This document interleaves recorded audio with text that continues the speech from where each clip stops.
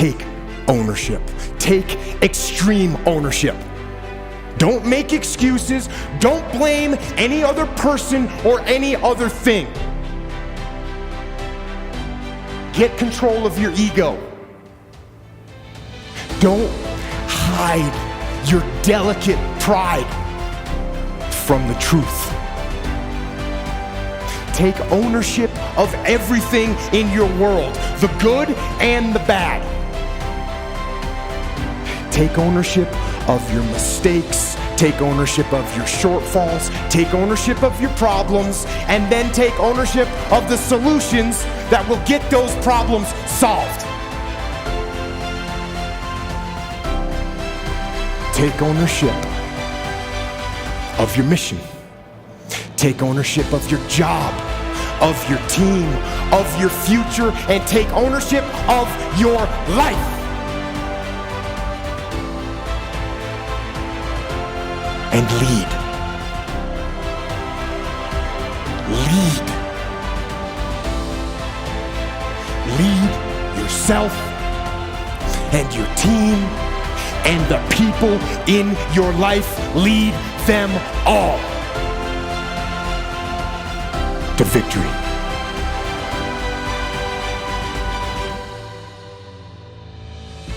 You're never, ever, ever, ever going to feel like doing the things you need to do in order to have what you want.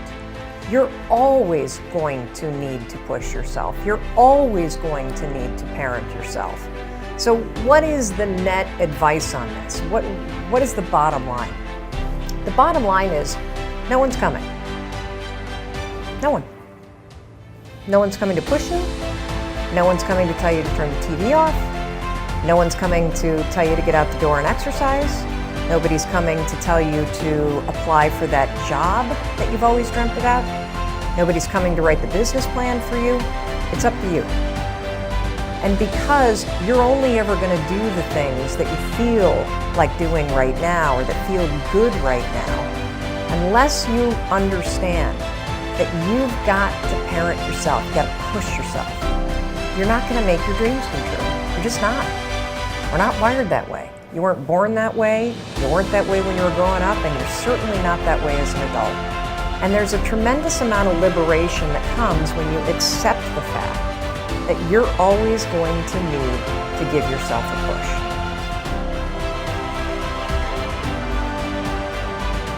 One of the things I have realized, and many of us have, that if you want something out of life, if you want to change yourself, if you want to acquire something, if there's some goal that you want to reach, that it's really not easy as some people will make us feel.